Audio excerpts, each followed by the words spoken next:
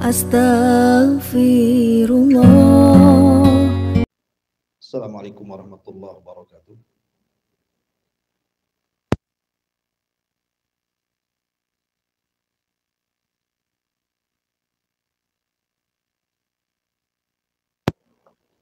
Wa ala alihi wa sahbihi wa mawalah. Wa la hawla wa la quwata illa billahi wa ba'd.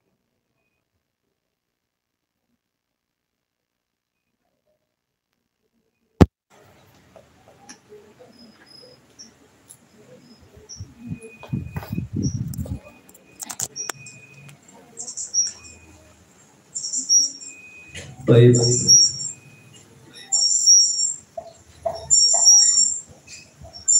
Kita lanjutkan kajian kita.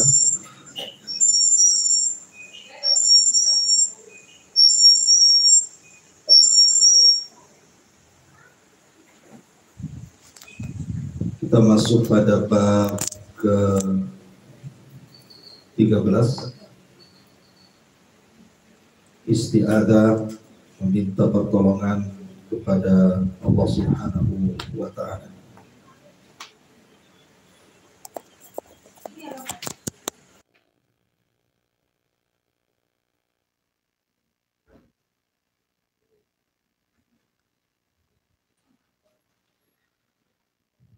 Di sini isti'adzah meminta perlindungan kepada Allah Subhanahu wa ta'ala. Isti'adzah itu artinya meminta perlindungan. Dan isti'adzah itu terbagi menjadi 3 rukun. Apa saja? Pertama, al-musta'id.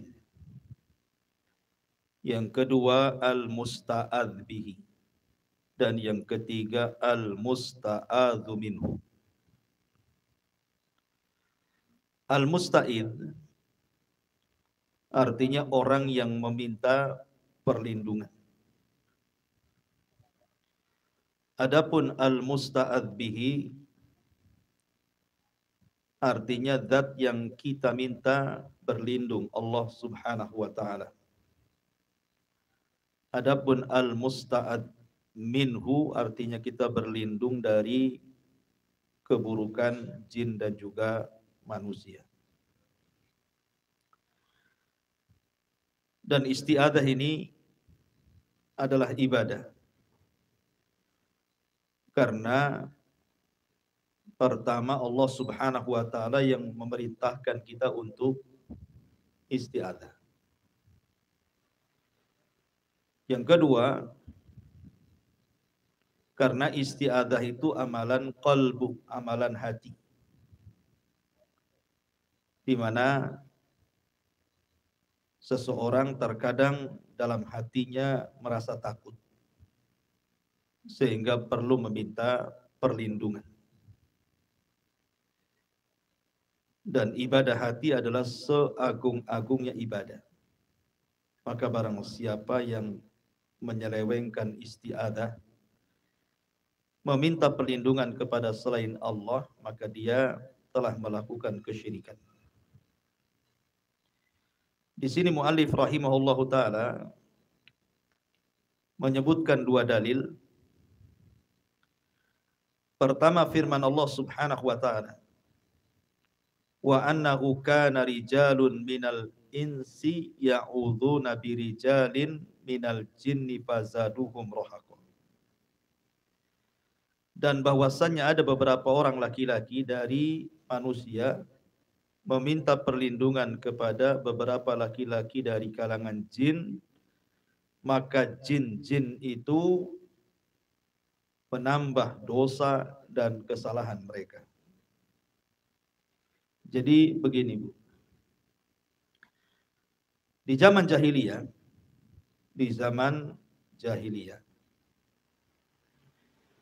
orang-orang jahiliyah itu sebelum datangnya Islam, apabila mereka lewat di sebuah tempat yang menakutkan, maka mereka akan memanggil-manggil jin dan mereka akan mengatakan, ya sayyidal jin, wahai ketua jin, bolehkah saya lewat di tempat jalan ini? Jadi orang-orang jahiliyah seperti itu.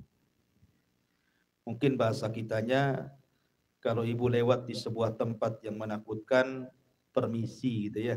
Permisi gitu. Tetapi setelah datangnya Islam, maka mereka pun kemudian berlindung kepada Allah Subhanahu wa taala. Makanya di sini Allah Subhanahu wa taala berfirman, dan ada sebagian manusia meminta perlindungan kepada sebagian daripada jin. Hakikatnya, Bu, jin itu sebenarnya takut kepada manusia. Jin itu takut sama ibu, itu takut mereka itu. Itu dasarnya. Jin itu difitrahkan memiliki rasa takut kepada manusia. Tetapi ketika manusia itu makin banyak orang yang melakukan kesyirikan, menyembah kepada selain Allah, menyembah kepada berhala, kemudian sebagian mereka meminta perlindungan kepada jin, dari sini jin berani dan merasa bangga bahwa mereka seolah-olah rasanya lebih mulia dibandingkan manusia. Jadi ibu sebenarnya tidak takut. Tidak perlu takut, Bu, ya, karena dasarnya jin itu yang takut sama kita. Cuman karena kita ini kurang belajar tauhid, sehingga akhirnya terbalik pula, kita yang takut sama jin. Apalagi kalau dari kecil didoktrin supaya takut sama jin. Nah, ini anak ini akan besar dan jadi penakut, Bu. Makanya saya nasihatkan, Bu, jangan nakut-nakuti anak dengan jin. Jangan keluar, nak, ada setan. Tidak usah ditakut-takuti dengan setan. Nanti anak itu sudah ibu takut-takuti setan, nonton sinetron pula, judulnya Sundel Bolong. Makin takut, kan udah didoktrin dia takut setan dari kecil, hari-hari nonton sinetron tuh, hari Jumat. Wah, makin takut gitu. Sampai tua takut juga gitu ya. Sudah hujan deras, mati listrik, anjing Cina pula gonggong terus, mau ke kamar mandi tak berani. Akhirnya kencing di botol aqua. Subhanallah gitu ya, Bu. Karena takut gitu ya. Nggak boleh. Justru dasarnya jin itu sebenarnya takut sama kita. Kalau kita berani, mereka takut. Tapi kalau kita takut, mereka berani. Sekarang ini uji mental saja. Uji keberanian. Kalau kita berani, mereka takut. Karena itu memang fitrahnya jin itu takut sama kita. Karena kita lebih mulia masalahnya. Mereka takut dengan kita. Tapi karena manusia itu jauh dari tauhid, kemudian mereka melakukan banyak kesyirikan, itulah jadi berani. Makanya mereka kemudian berani kepada kita. Karena jin-jin yang kafir itu, tidak semua jin itu kafir, ada juga yang mukmin. Artinya Allah mengatakan wa inna minnas salihuna wa minna duna dzalik. Di antara kita ada jin-jin yang soleh, ada juga jin-jin yang fasik gitu ya. Lah jin-jin yang fasik ini, anak buah iblis, itu akan berusaha mencari media-media untuk menakut-nakuti kita. Dia akan berusaha mencari media-media itu. Contoh umpamanya, dia masuk ke media angin. Ada pohon depan rumah gitu kan. Malam-malam masuk dia ke angin. Kemudian goyang-goyang dahan. Kemudian nampak bayang-bayang. Atau dia masuk ke suara-suara. Kadang-kadang kucing nabrak kaleng kongguan gitu ya. Kencreng gitu. Masuk dia ke situ. Atau ke bayang-bayang gitu. Malam-malam kok gorden kok goyang-goyang. Apa ini? Padahal ada anak kucing itu berkelahi di balik gorden. Tapi dia masuk ke bayang-bayang tuh. Kok gorden goyang-goyang? Ada apa ini? Kan itu.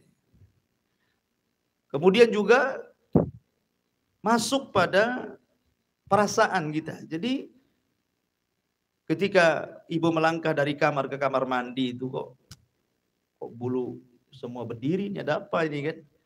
Lah, jin ini dia akan berusaha masuk ke semua media. Media angin, media suara gitu, media bayang-bayang, goyang-goyang, macam-macam gitu ya. Jadi mereka itu hendak menakut-nakuti kita sebenarnya. Makanya kenapa Nabi SAW memberikan sebuah nasihat. Apabila ibu lewat di sebuah tempat, dan tempat itu kok menakutkan. Menakutkan tempat itu. Umpamanya di rumah sendirian gitu ya. Kemudian mau ke kamar mandi, mau ke dapur kok lain rasanya gitu. Maka kata Nabi SAW cukup membaca basmalah, bismillah, la tubali kata Rasul. Jangan kau pedulikan. Jangan dipedulikan. Enggak apa-apa.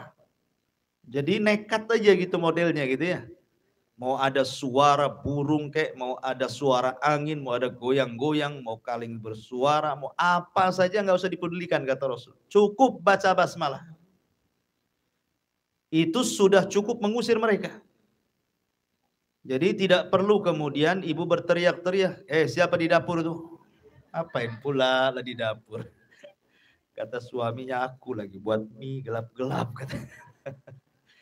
Jadi janganlah kemudian kita mengucapkan kalimat, karena itu mempedulikan namanya. Kalau kita ngomong berteriak itu berarti kita peduli itu. Makin ditakut-takuti dia. Ya. Jadi tidak perlu ngomong, cukup ngomongnya bismillah saja. Bismillah, lewat. Ke kamar mandi. Cepat lari lagi. Gitu ya.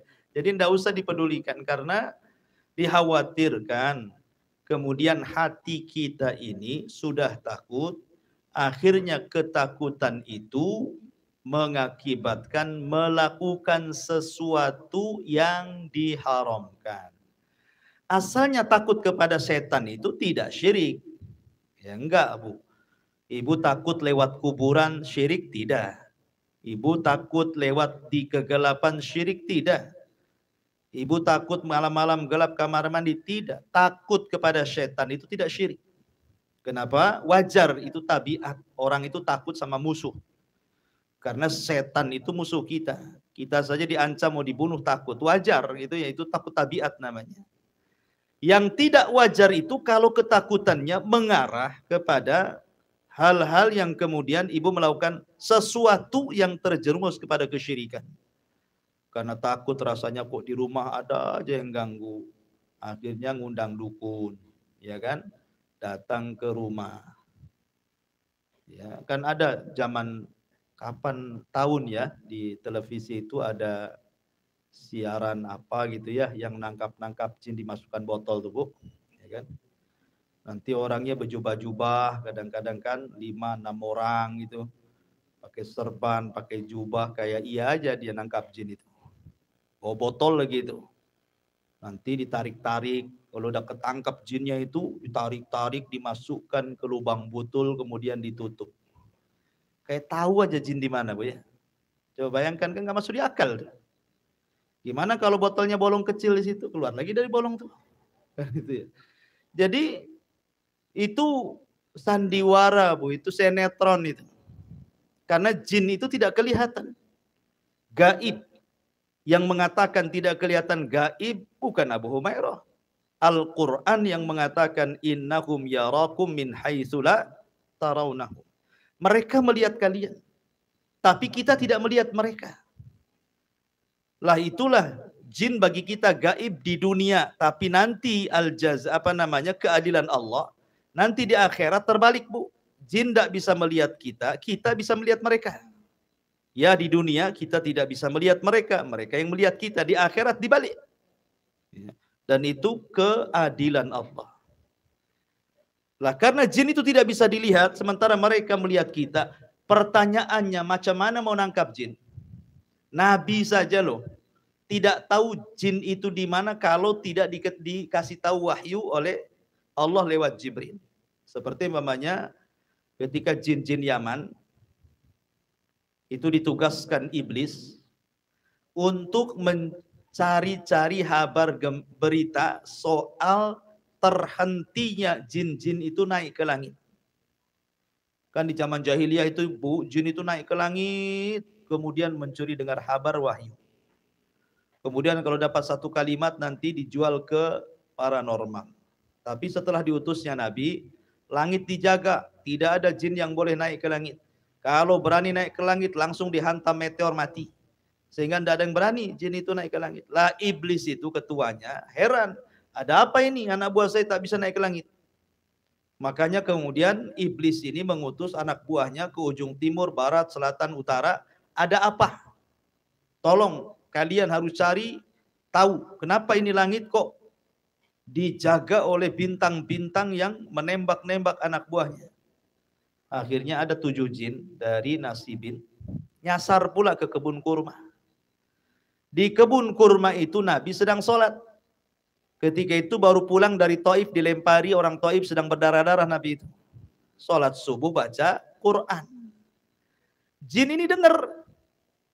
Kemudian mereka mengatakan, oh apakah ini penyebabnya? Kenapa langit dijaga? Apa gara-gara orang ini?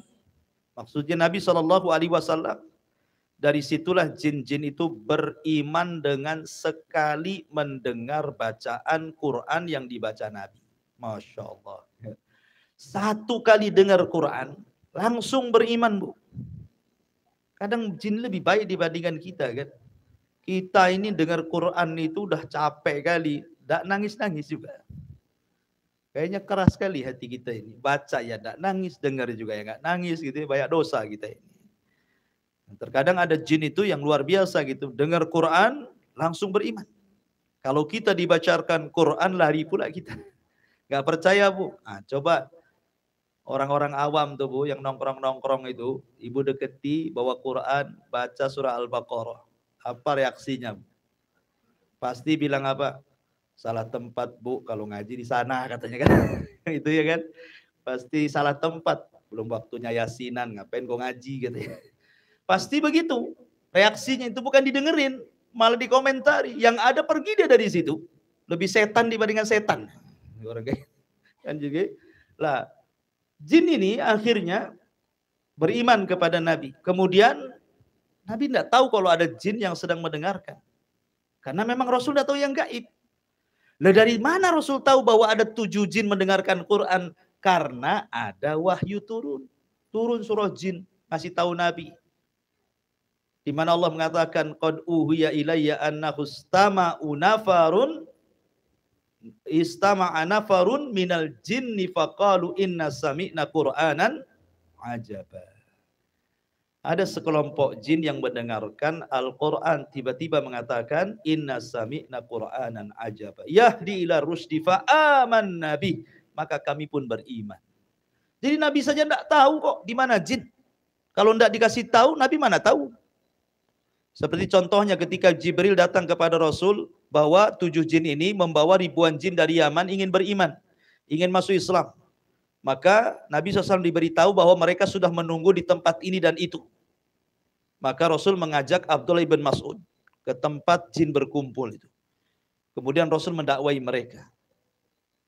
Lah dari sini menunjukkan Nabi tidak tahu kenapa di zaman sekarang kok ada orang yang tahu di situ ada jin. Makanya ulama akidah mengatakan tidak ada yang tahu di mana jin kecuali punya jin.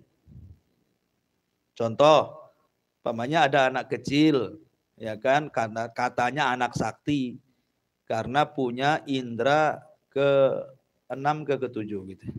Pokoknya lebih lah dari 5 indranya gitu kan. Indigo atau apa istilahnya. Disangka anak ajaib pula gitu. Mampu melihat jin. Kadang anak itu nunjuk-nunjuk tuh di situ katanya kan. Kata ibunya tak ada apa-apa. Nah itu ada ini itu macam-macam. Itu bukan anak sakti, anak kesurupan itu, Bu. Anak itu ada jinnya harus diruqyah, kasihan. Ya, anak indigo itu bukan anak sakti, anak sedang kesurupan, anak sakit. Harus diruqyah. Kasihan dia. dan kecil-kecil diganggu jin. Ya, dari sini maka tidak ada yang bisa melihat jin kecuali dia melihara jin. Makanya jangan datangkan orang yang ngaku-ngaku nangkap jin itu. Mereka pakai jin juga. Ya. Jadi ada sebagian manusia itu mereka meminta pertolongan kepada jin. Jin itu nambah kufur. Ya, jin itu nambah kufur kepada manusia. Ma'asyiral muslimat yang dimuliakan Allah Azza wa Jalla. Dari ayat surah Al-Jin ayat 6 ini ada beberapa faidah yang bisa kita petik. Yang pertama, haram hukumnya meminta perlindungan kepada jin. Tidak boleh. Meminta perlindungan kepada jin itu hukumnya haram. Tidak boleh. Kenapa?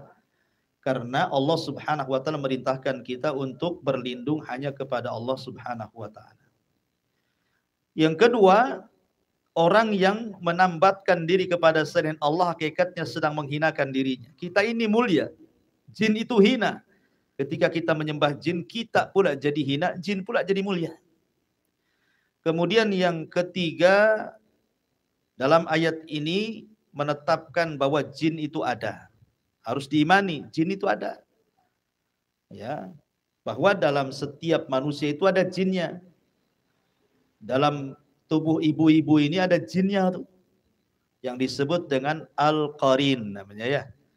Jadi ibu kalau malas sholat, malas melayani suami, maunya maksiat, itu dorongan-dorongan jin itu. Jin qarin namanya.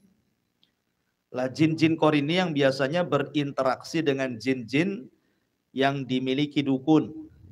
Ya kan? Biasanya kan dukun kalau ramal-ramalan itu, maka jin dukun itu biasanya berkomunikasi dengan jin yang ada pada diri ibu. Makanya terkadang kita lihat kadang-kadang ada acara talkshow gitu ya, Mbah Dukun dengan siapa di televisi, tiba-tiba ada yang telepon gitu kan.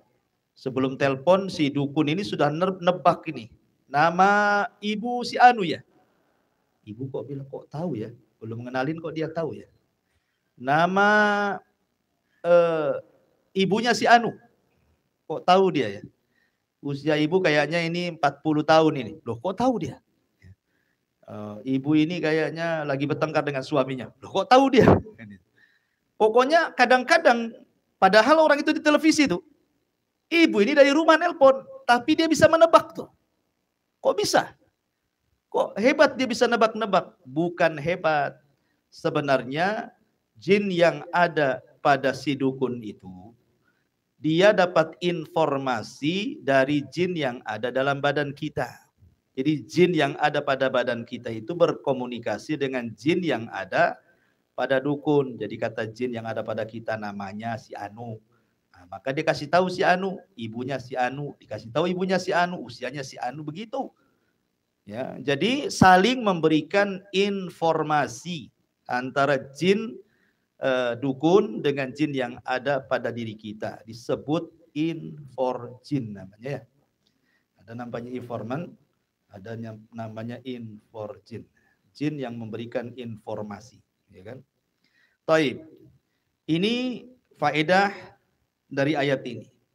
Kemudian juga faedah yang selanjutnya, bahwa isti'adzah kepada selain Allah itu akan mewarisi rasa takut dan kelemahan. Ibu kalau meminta bantuan perlindungan kepada dukun gitu ya, kemudian dukun itu ngasih jimat, sekali jimatnya lupa di mana naruhnya, sibuk tuh. Ada rasa takut gitu ya. Kalau syarat-syaratnya nggak dipenuhi itu kayaknya gimana gitu ya. Kemudian juga di antara faedah ayat ini, bahwa ayat ini menunjukkan meminta perlindungan kepada jin itu haram hukumnya. Karena tidak menambah kecuali kekufuran dan dosa. Kemudian juga isti'adzah itu adalah ibadah. Tidak boleh diberikan kecuali kepada Allah Subhanahu wa ta'ala.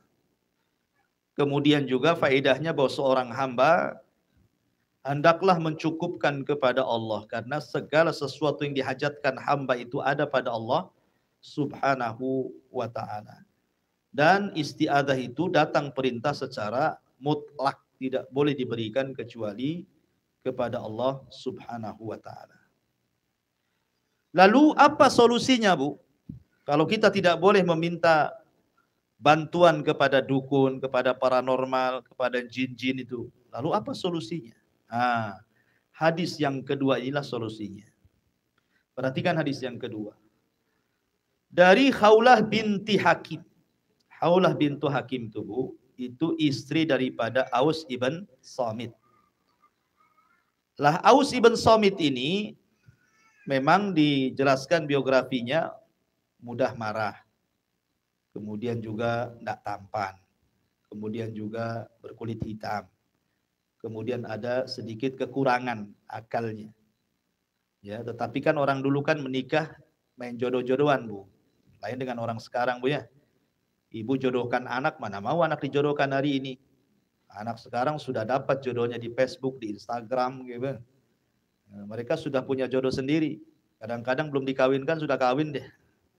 Ya, itu anak-anak sekarang kan aneh-aneh gitu. Jadi Khawlah bintu Hakim ini suatu ketika yang namanya suaminya agak sedikit kurang akalnya, suka marah-marah. Jadi suaminya terucap kalimat, anti ka dhahri ummi. Kamu loh seperti punggung ibuku. Khawlah nangislah. Karena bahasa jahiliyahnya, engkau seperti punggung ibuku itu kalimat talak. Ya kan? Datang dia kepada Nabi dan mengatakan, ya Rasul, suamiku mentalak diriku. Kenapa? Dia mengatakan aku seperti punggung ibunya. Lah Rasul ketika itu belum diturunkan ayat dihar, ayat mujadilah. Sehingga Rasul masih berpegang dengan adat istiadat jahiliyah. Kata Rasul, ya gimana? Suamimu sudah mentalak dirimu, berarti kau tidak halal lagi bagi suamimu. Maka kata Khawlah, tolonglah Nabi, tolonglah Nabi. Ini wanita berakal. Khawlah ini, dia orang bangsawan, orang cantik gitu ya. Tapi karena sudah kadang banyak anak dari Aus ibn Samit, dia memandang anak-anaknya. Dia tidak mau bercerai dengan suaminya dan mendapatkan bapak lain dari anak-anaknya. Dia tetap mau bapak dari anak-anaknya itu adalah Aus ibn Samit. Walaupun kondisinya kekurangan banyak. Tukang marah, temperamen, akalnya kurang, orang yang gak ganteng, hitam, kriwel gitu ya. Tetapi Khawlah bintu Hakim mengajarkan kepada kita, khususnya para wanita, khusus lagi ibu-ibu yang di sini, jadilah wanita berakal. Lihat Khawlah bintu Hakim, tidak mau cerai. Dalam kondisi apapun suaminya tidak mau cerai dia. Seandainya Bu, Khawlah bintu Hakim ini, ibu di posisi dia gitu ya, saya nggak yakin ibu bisa bertahan dengan suami yang seperti ini, Bu ya. Bagus cari lagi, ngapain Pak sama dia gitu, Bu ya. Sudah sering marah, akalnya agak kurang, orang yang gak ganteng, dia cantik, punya nasab, bisa dia cari laki-laki lain. Tapi ini wanita berakal dan tidak mau cerai dia. Dia mau tetap anak-anaknya bapaknya Aus bin Samit. Oh, luar biasa Bu ya. Ini wanita percontohan, wanita berakal, Khawlah bintu Hakim ini. Makanya wajar ketika Khawlah bintu Hakim menangis terus, turun satu surat, bayangkan satu surat untuk Khawlah bintu Hakim. Namanya surah Mujadilah itu. Itu satu surah Mujadilah itu turun untuk Khawlah bintu Hakim. Karena dengan ada kasus ini turunlah ayat dihar, ya kan? Hukum dihar itu bukan talak, itu dihar. Masih boleh rujuk dengan catatan bayar kafaroh, memberi makan 60 fakir miskin, memberikan budak atau puasa 2 bulan berturut-turut, maka tanpa harus ada pernikahan baru sudah boleh dicampuri. Turun ayat dihar. Lah Khawlah bintu Hakim ini menceritakan bahwa dirinya mendengar Rasulullah SAW bersabda, barang siapa singgah di satu tempat, idza nazala manzilan, apabila kalian singgah di sebuah tempat, tempat ini umum Bu, manzilan ini umum. Mungkin ibu beli rumah yang sudah baru, beli rumah di perumahan, tinggal masuk saja, atau ngontrak rumah, tinggal masuk saja, atau mungkin singgah di kebun, atau singgah di pasar, atau singgah di tempat-tempat yang menakutkan, atau pulang kampung, pokoknya di mana saja ibu singgah di sebuah tempat lah pokoknya ya. Kalau kira-kira tempat itu angker, ya kan, menakutkan, maka solusinya ibu cukup membaca a'udzu bikalimatillahi tammati min syarri ma khalaq. Ya Bu ya. Jadi jangan seperti orang-orang jahiliyah. Kalau singgah di sebuah tempat, malah kemudian permisinya ke jin-jin yang ada di situ. Permisi Bapak Jin, saya mau lewat, tolong jangan ganggu ya. Nah, dulu kan jahiliyah, di zaman jahiliyah seperti datang Islam diganti lafadznya. Jangan seperti itu. Jangan permisi-permisi. Cukup ngomong a'udzu bikalimatillahi tammati min syarri ma khalaq. Aku berlindung dengan kalam Allah yang sempurna dari kejahatan segala makhluk yang diciptakannya. Apa yang terjadi? Lam yadurrahu syai'un hatta yartahila min manzilihi dzalik. Maka siapa yang membaca doa ini, maka tidak ada satupun yang akan membahayakan dirinya sampai dia beranjak dari tempat itu. Ya Bu ya, jadi kalau ibu pindah rumah, beli rumah, sewa rumah, tidak perlu selamatan rumah itu.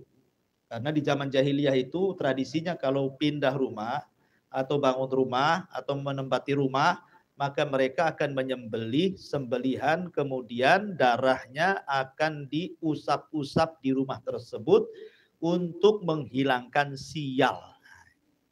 Nah, jadi orang jahiliyah seperti itu. Jadi kita tidak perlu, cukup baca a'udzubikalimatillahi tammati min syarri ma khalaq, masuk. Kalau masih takut juga baca Al-Baqarah. Nanti setan-setan kabur dari rumah itu. Dan ibu harus yakin. Ya. Ibu harus yakin. Lah di sini Allah Subhanahu Rasul mengajarkan satu doa, a'udzu bikalimatillah. Aku berlindung dengan kalimat-kalimat Allah yang sempurna. Maksudnya kalimat Allah di sini artinya Al-Qur'an. Dan Al-Qur'an itu disebut tamah, sempurna. Maksudnya sempurna secara hukum dan sempurna secara habar. Apa yang dihabarkan Al-Quran semua benar, apa yang diperintahkan Quran semua adil. Itu disebut tamah, artinya sempurna, habarnya benar, hukum dan putusannya semua adil. Nah di sini Allah mengatakan min syarri ma khalaq, dari keburukan segala makhluk yang diciptakannya. Ingat, tidak boleh ibu menasabkan keburukan kepada Allah. Walaupun keburukan yang menciptakan Allah, tapi jangan dinasabkan kepada Allah. Ya, Allah menciptakan keburukan, tapi jangan dinasabkan kepada Allah. Tapi dinasabkan kepada selain Allah. Iblis, siapa yang menciptakan? Allah, gitu ya. Tapi jangan kemudian kita memanggil ya Rob Iblis, umpamanya gitu ya. Wahai Rob pencipta iblis, tidak boleh. Ya, karena iblis itu buruk, tidak boleh nasabkan kepada Allah walaupun Allah yang menciptakannya. Nah, maka enggak boleh memanggil ya Rabba iblis, ya Rabba Abi Lahab, ya Rabba Abi Jahal, enggak boleh. Ya. Ya Rabba syaitan, nah, enggak boleh ya. Yang benar ya Rahman, ya Rahim, ya Malik, ya Kudus, nah, gitu. Sebut dengan nama-nama Allah Subhanahu wa taala yang sempurna. Baik, di antara faedah hadis ini, satu, bayan keterangan barakati hadat doa. Berkahnya doa ini. Bahwa doa ini cukup diucap bisa mengusir setan. Jadi ngusir setan gampang Bu ya. Tidak perlu datang ke dukun. Tidak perlu ngabiskan bumbu dapur. Ada tuh ngusir setan tuh bumbu dapur semua diikat. Bawang putih, bawang merah, cabai putih, cabai merah semua diikat, digantung pula. Sayang Bu ya. Bagus diulek jadi sambal. Ngapain pula ngusir setan pakai bumbu dapur? Ya, lebih parah lagi, garam lo 1 kilo ditebar dari belakang rumah. Ini ngusir setan gitu. Gampang ngusir setan dalam Islam. Cukup dengan membaca doa ini. Mati, ya kan? Kemudian yang kedua, bahwa bacaan Quran itu bisa mengusir setan. Dan Quran bukan makhluk, Quran itu kalamullah. Kemudian yang kedua, al-isti'adzah, meminta perlindungan tidak boleh kecuali kepada Allah. Kemudian disunnahkan membaca doa ini ketika ibu menempati tempat-tempat yang menakutkan. Ya kan, pulang kampung, kemudian naik bus gitu ya. Iya. Baik. Jadi kalau ibu pulang kampung dari sini ke Padang gitu kan, nanti kan lewat katanya, lewat mungkin di perjalanan lewat hutan, lewat tebing-tebing, lewat lorong-lorong, lewat gua-gua gitu kan. Ah, kalau memang sekiranya menakutkan, baca doa ini. Pokoknya busnya ini berhenti dulu di sebuah tempat, tah makan dulu. Kan ada kan kalau bus perjalanan jauh itu kan mesti makan dulu, berhenti dulu. Nah, kan atau perjalanan di mana yang berhenti-berhenti itu. Ah, jangan lupa Bu, kalau berhenti di sebuah tempat, baca doa ini. Ya kita enggak tahu. Boleh jadi anak kita kesambet di situ atau ibu yang kesambet pula di situ, ya kan enggak tahu, atau suami pula kesambet di situ, tahu-tahu hilang suaminya, ya kan. Jadi supaya tidak kesambet setan, baca doa ini. Ya. Kemudian juga di antara faedah hadis ini di bahwa tawassul itu dibolehkan dengan menggunakan sifat-sifat Allah. Di sini a'udzu bikalimatillahi tammah. Itu sifat Allah, kalamullah Al-Qur'an. Kemudian juga bahwa Al-Qur'an itu bukan makhluk. Dia adalah kalamullah azza wa jalla. Nah, ini diantara kandungan dari isti'adzah, meminta perlindungan kepada Allah. Dan isti'adzah sendiri terbagi 3. 1, meminta perlindungan kepada selain Allah. Seperti meminta perlindungan hal-hal yang bisa dilakukannya. Jadi orang yang diminta melindunginya itu mampu, maka ini nggak apa-apa. Contoh minta perlindungan kepada tetangga, gitu kan. Tolong saya, lindungi saya, ada penjahat mau nyerang saya, tolong. Nah, itu enggak apa-apa. Karena meminta perlindungan kepada selain Allah dan dia sanggup itu bukan syirik. Yang kedua, meminta perlindungan kepada selain Allah yang tidak mampu dia melakukannya. Enggak mampu dia melakukannya. Umpamanya ibu ngomong sama tetangga, tolong pindahkan bangunan rumah saya sudah pindah rumah di kebun. Tolong pindahkan rumah saya ke sana. Enggak bisa lah dia ngangkut rumah gitu ya, kayak jin ifrit saja. Nah, itu kan meminta sesuatu yang tidak sanggup dilakukan. Nah, itu haram, tidak boleh gitu ya. Nah, bahkan bisa sampai kepada kesyirikan, seperti meminta perlindungan kepada jin tadi, kepada dukun tadi, itu sampai syirik. Bahkan syirik besar tuh, seperti dalam surah Jin ayat ke-6 tadi. Ya. Kemudian meminta perlindungan kepada yang sudah meninggal, kepada kuburan-kuburan. Mereka tidak sanggup dimintai perlindungan, maka itu tidak boleh. Ya. Ini khulasoh kesimpulan dari bab ke-13. Taib, sampai di sini kita buat tanya jawab, silahkan.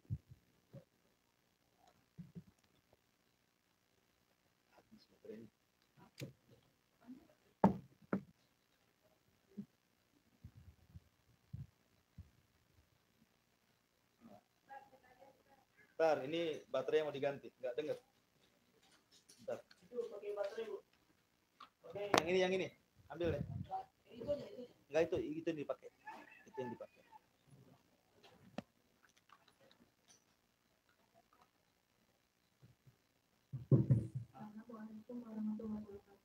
Waalaikumsalam. Di awal malam itu maghrib itu kan kita mulai keluar itu kan boleh nggak memberi tamu kepada anak-anak bahwa ketubaran siang dan malam dan sampai malam itu kita tidak boleh keluar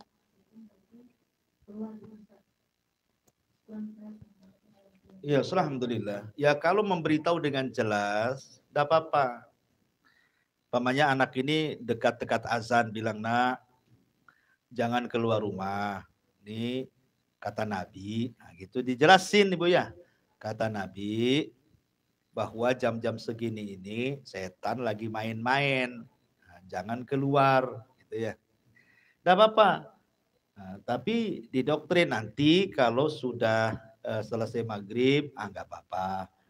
Nah, karena setannya sudah nggak ada, gitu ya. Jadi dijelaskan rinci. Jadi anak itu nanti kerekah. Jangan keluar. Nanti kesambet setan. Nah, main-main gitu saja ya takutlah anak-anak tuh. Ya, jangan keluar nanti diculik setan. Jadi terdoktrinlah takut sama setan. Tapi kalau dijelaskan baik-baik, nak jangan keluar nih jamnya, setan lagi berkeliaran tuh di luar tuh, nanti aja habis maghrib. Jadi dijelaskan waktu yang boleh sama waktu yang tidak boleh. Itu kan tidak menakut-nakuti, itu ngasih tahu namanya. Ya, wallahu a'lam. Assalamualaikum Ustaz. Waalaikumsalam. Apa mau bertanya? Ya. Di luar tema ya. Iya, nggak apa-apa. Mungkin pertanyaan Ana ini mewakili ibu-ibu yang jualan yang lainnya mungkin ya. Iya. Begini Ustaz, Ina namanya. Jadi di sana saya punya warung nih ya. Terus saya mau sedekah. Memang benar-benar dalam hati saya, niat saya itu mau sedekah gitu. Misalnya saya mau sedekah nasi kotak 50 bungkus Jumat berkah. Cuma selainnya lillahi ta'ala, saya juga coba saya pasang stiker ya, ada nomor HP-nya. Mana tahu nanti ada yang suka akan sama saya. Nah, seperti itu gimana Ustaz? Boleh tidak sedekah yang seperti itu? Syukron. Iya, itu namanya nyelam ke sungai sambil minum air gitu ya. Iya. Bentar Bu, sabar. Jadi gini Bu ya. Amalan karena dunia itu terbagi menjadi beberapa bagian. Contoh, orang berangkat haji. Memang tujuan haji itu hanya karena dunia. Tidak ada karena Allah sama sekali. Memang dia ingin dapat titel hak atau hajah saja. Malulah, saya ini kaya, banyak duit, di pasar dan dipanggil bu haja terus, padahal saya nggak haji, itu kan. Nah, jadi terpaksa dia haji, karena udah dipanggil tetangga bu haja terus. Nah, paksalah dia haji supaya betul-betul hajah gitu kan, ada sertifikatnya. Nah, kalau ini bukan karena Allah, maka batal tuh amalannya. Ia haji sah hajinya, tapi nggak dapat apa-apa. Ini satu contoh. Contoh yang kedua, dia haji, tapi lillahi ta'ala. Betul-betul karena Allah hajinya itu. Tetapi karena dia juga bisnis emas, akhirnya dia terpikir, kan di Arab itu emas murah, karatnya bagus-bagus. Sekalian saya kulaan. Gitu Bu ya. Tapi dia memang haji. Soal nanti di sana dapat emas murah atau dapat emas mahal, terserah. Kalau murah saya beli, kalau mahal ya ngapain juga, sekalian aja gitu ya. Kata ulama, kalau yang seperti ini tidak membatalkan haji, tetapi mengurangi pahala. Ya, kalau bentuk yang kedua ini mengurangi pahala. Kemudian yang ketiga, memang dia berangkat karena Allah, betul-betul karena Allah. Nggak ada tendensi dunia sedikit pun. Tiba-tiba pulang dipanggil Pak Haji, Bu Hajah. Maka kata Nabi, itu adalah busyrul ajil. Itu namanya kabar gembira, nikmat yang disegerakan di dunia. Ya kan, niatnya karena Allah. Kalau orang panggil Pak Haji, alhamdulillah. Itu namanya busyrul ajil. Kebahagiaan yang Allah segerakan di dunia dipanggil Pak Haji. Ibu ini tergolong yang mana? Ketika ngasih berkah Jumat itu. Yang pertamakah, yang keduakah, yang ketigakah? Contoh yang pertama. Ibu berkah Jumat. Memang niatnya promosi. Ya kan? Nggak ada sama sekali niat sedekah itu. Niat promosi saja. Tempeli di situ iklan gratis bahasanya. Ini tidak akan diterima. Kemudian yang kedua, berkah Jumat. Memang lillahi ta'ala. Lillahi ta'ala. Ya kan? Tetapi ya mungkin sekalian ngiklan di situ. Nggak apa-apa, tapi ngurangi pahala, Bu. Yang kedua ini. Kayak pertanyaan Ibu tadi kan, itu ngurangi pahala. Ya. Kemudian yang ketiga nih, lillahi ta'ala, enggak ada tulisan promosi-promosian. Pokoknya saya Jumat berkah. Jangan disebut nama saya, hamba Allah saja. Tiba-tiba orang nyari, kok enak lah pesanan ini. Ini siapa lah ini yang buat? Dicari-cari, oh Ibu Anu. Bu ya. Itu namanya busyrul ajil, Bu. Itu namanya kabar gembira yang disediakan tanpa disengaja, rezeki Allah dibentangkan. Dan biasanya yang ketiga itu yang dibentangkan rezekinya. Karena kalau sedekah itu jangan putus asa. Karena Rasul mengatakan bal yazdad, bal yazdad, bal yazdad. Pasti ditambah, ditambah, ditambah. Pasti orang yang makan itu pasti nyari, enak sekali nih, ini siapa nih yang masak nih, ibu nama ini mana ini, kok rendangnya mantep banget gitu ya, kok ininya tunjangnya enak sekali nih, gitu ya. Jadi seperti itu, milih yang mana tuh, tiga hukum ini, silakan ibu yang nilai. Wah, iya.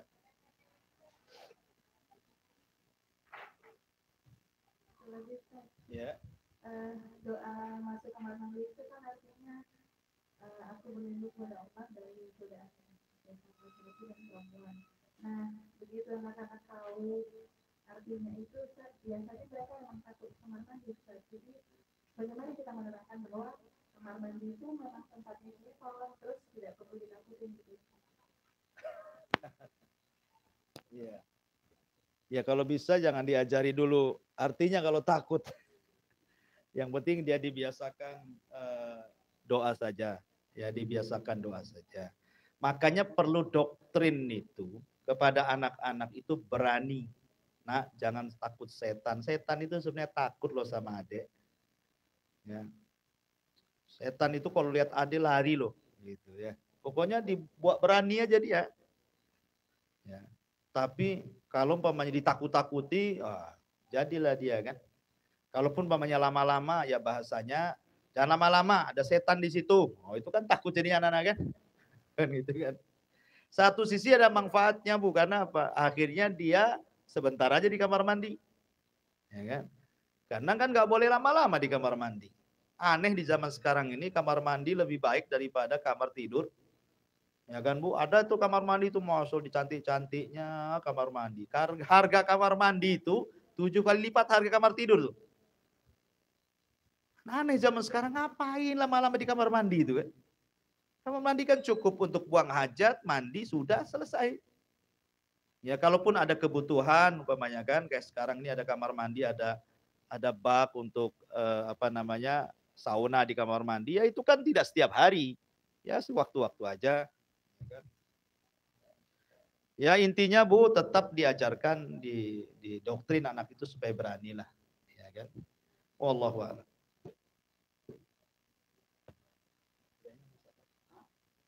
Baru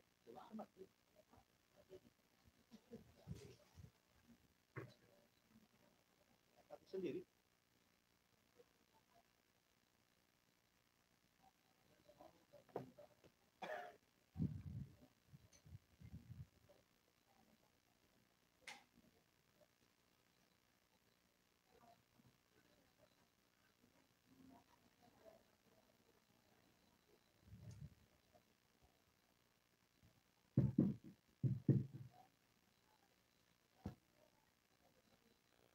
Ya, bisa ada yang tanya? Enggak, kita tutup. Baik, kita tutup saja. Subhanallah wa bihamdika, asyhadu an la ilaha illa anta, astaghfiruka wa atubu ilaik. Assalamualaikum warahmatullahi wabarakatuh.